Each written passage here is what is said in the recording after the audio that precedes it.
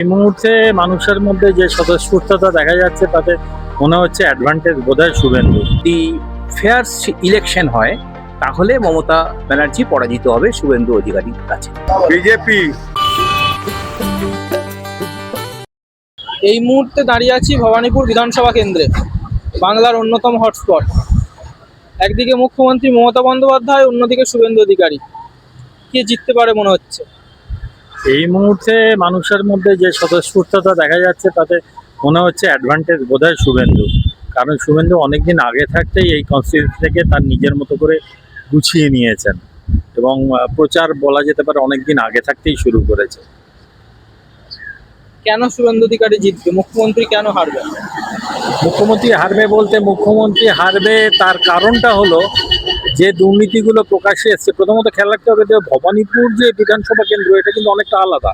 অধিকাংশ এমনকি সত্য সঙ্গে মতদাতা তারা কিন্তু শিক্ষিত মানুষ এবং একটু উচ্চবিত্ত শ্রেণী থেকে এসছেন, যাদের কাছে এই দুর্নীতি, শিক্ষার দুর্নীতি বলুন, চাকরির দুর্নীতি বলুন, এগুলো ম্যাটার করে। এবং সেইখানে দাঁড়িয়ে ভবানীপুরের মানুষ গতবারের যে ভোটটা দিয়েছিলেন সেই ভোটে যে ফারাকটা ছিল এবং তারপরে যে সংখ্যক ভোটার বাদ যাচ্ছে বা ইত্যাদি দেখা যাচ্ছে, সেখানে অ্যাডভান্টেজ শুভেন্দু বলে আমি ব্যক্তিগতভাবে মনে করি। ভোটার বাদ গেছে, এটা কি দিদির ভোট ব্যাংকে কোনো রকম প্রভাব পড়বে? দেখুন, ভোটার বাদ গেছে যেগুলো, সেগুলো তো ভুয়ো ভোটার। যারা মারা গেছিলেন তারা বাদ গেছেন, যে সমস্ত শিফটিং হয়ে গেছেন সেগুলো বাদ গেছেন, সেগুলো ছিল। এবং পশ্চিমবঙ্গের রাজনৈতিক ইতিহাস যদি দেখেন, এইসব ভুয়ো ভোটারগুলো প্রধানত যারা শাসক দল তাদের কাজেই আসে, বিরোধী দলের কাজে আসে না। তাহলে বলতে চাইছেন মুখ্যমন্ত্রী যদি জিততেন বা যদি জেতেন তাহলে কি ভুয়ো ভোটার কিছুটা সাপোর্ট করতো তাকে? কিছুটা তো বটেই, ভুয়ো ভোটাররা শাসক দলকেই সাপোর্ট করে। ভবানীপুর বিধানসভা কেন্দ্র প্রার্থী ঘোষণা হয়েছে। বিরোধী দলনেতা শুভেন্দু অধিকারী একদিকে, অন্যদিকে মুখ্যমন্ত্রী মমতা বন্দ্যোপাধ্যায় নিজে।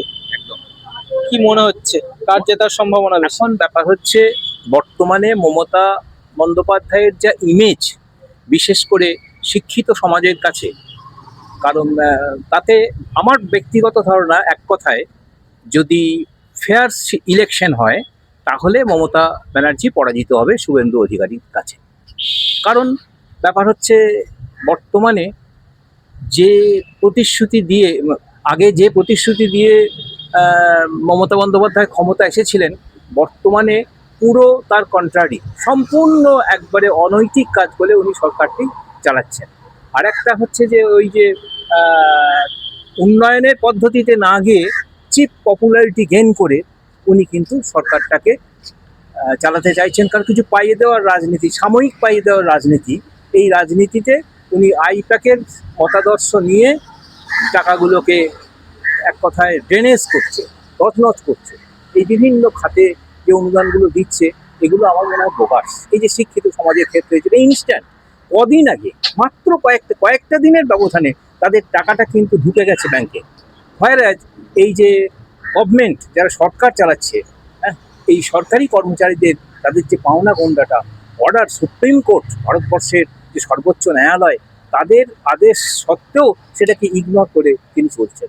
সুতরাং এক্ষেত্রে আমার বদ্ধমূল ধারণা যে যদি নির্বাচনটা ফেয়ার হয়, ফেয়ার করা কিন্তু মুশকিল আছে, হ্যাঁ, রাষ্ট্রপতি শাসন ছাড়া আমার মনে হয় ফেয়ার করা সম্ভব নয়। তাতে ফেয়ার সিলেকশন যদি হয়, সেখানে কিন্তু মমতা ব্যানার্জি পরাজিত হবেন শুভেন্দু অধিকারীর কাছে। বিধানসভা কেন্দ্র ভবানীপুরে এই মুহূর্তে আছি। একদিকে মুখ্যমন্ত্রী, অন্যদিকে বিরোধী দলনেতা শুভেন্দু অধিকারী। কি মনে হচ্ছে কে জিততে পারে? বিজেপি। কেন মনে হচ্ছে? পরিবর্তনের হাওয়া দেখেই মনে হচ্ছে যে বিজেপি আসবে। কেন পরিবর্তন চাইছে মানুষ? সে তো চারিদিকে বুঝতে পারছে না, হাহাকার দেখে মানুষের পরিবর্তন মানুষের মনের মধ্যে চলে এসছে যে মানুষ কি চাইছে। কি ধরনের হাহাকারের কথা বলছেন আপনি? সে তো আপনিও জানেন, আমিও জানি কি চলছে এখন বাজারে। মানুষ এখন বিজেপির হাওয়া বইছে, তাই হাওয়ার ওপরেই মানুষ দৌড়চ্ছে বিজেপি। কেন বিজেপির হাওয়াটা আসছে? এই চারিদিকে উত্তেজনাটা দেখুন। এই যে ব্রিগেড সমাবেশটা যে দেখলেন, কি দেখলেন, কি বুঝলেন? মানুষের মধ্যে কি আর চলছে না চলছে বুঝতেই পারছে। মানুষ এখন ক্ষিপ্ত হয়ে গেছে। বিজেপিকেই আনতে চাইছি। আমরা তো এত বছর 15 বছর দেখলাম, কি দেখলাম?